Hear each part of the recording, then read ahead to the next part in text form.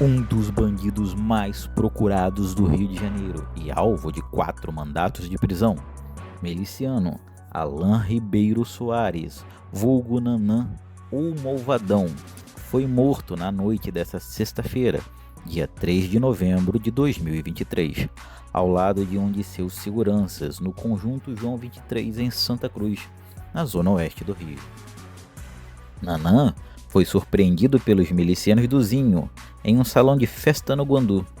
Os seguranças de Nanã na hora do confronto fugiram, deixando o patrão para trás.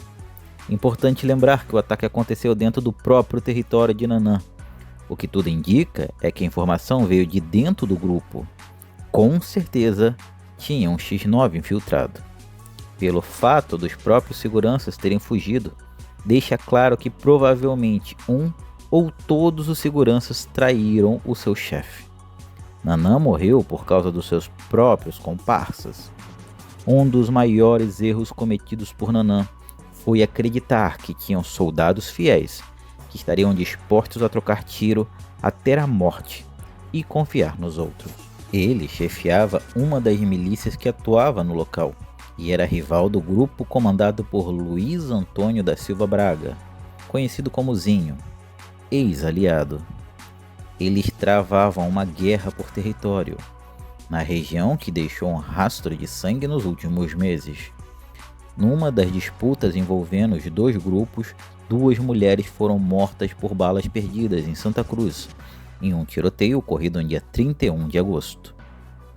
Um dos 4 mandatos de prisão de Nanã foi expedido pela primeira vara criminal da capital, no dia 14 de setembro de 2023, por conta da morte do ex-vereador do Rio de Janeiro, o ex-policial civil Jerônimo Guimarães Filho, conhecido como Jerominho, apontado como um dos fundadores da milícia da Zona Oeste.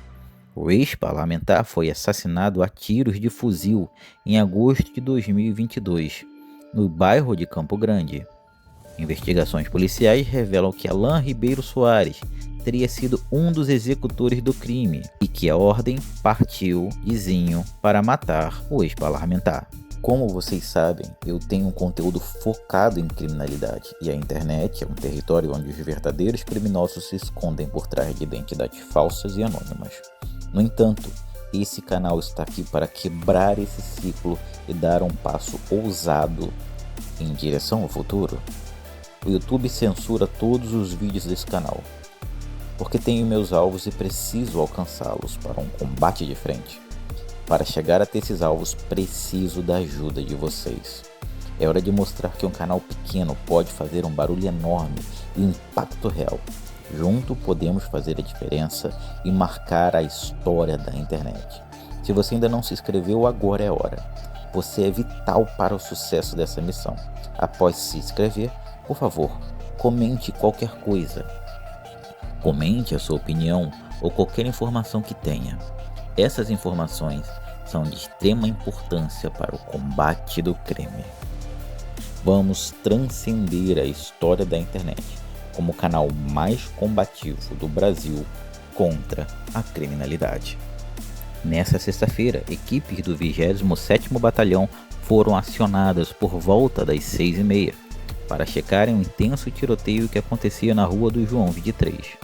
Durante o patrulhamento, os militares encontraram 2 corpos com marcas de tiro e acionaram a delegacia de homicídios. Na mesma rua foi encontrada uma pistola municiada e 4 carregadores. A polícia suspeita que o crime ocorreu durante uma tentativa de invasão do conjunto por milicianos rivais. Neste sábado, um ônibus foi incendiado na altura do quilômetro 34, na antiga Rio-São Paulo, na divisa entre Nova Iguaçu e Seropédica. Ninguém ficou ferido. Tudo isso a mando dos milicianos Tubarão e Júnior Varão, como forma de protesto pela morte do Nanã. Nanã era um dos principais nomes da milícia de Wellington da Silva Braga, conhecido como Eco. Após a morte dele, em junho de 2021, Zinho, seu irmão, assumiu a quadrilha. Em seguida, já no fim de 2022, aconteceu o rompimento entre Alan Ribeiro Soares e Luiz Antônio da Silva Braga. As investigações apontam que o miliciano já prestava serviço à quadrilha do Eco em 2015. A partir daquele ano, teve uma ascensão meteórica na quadrilha. Em nome de Nanã, haviam pelo menos 4 mandatos de prisão em aberto. Um deles foi expedido por associação criminosa. O bandido já foi condenado a 6 anos de reclusão nesse processo.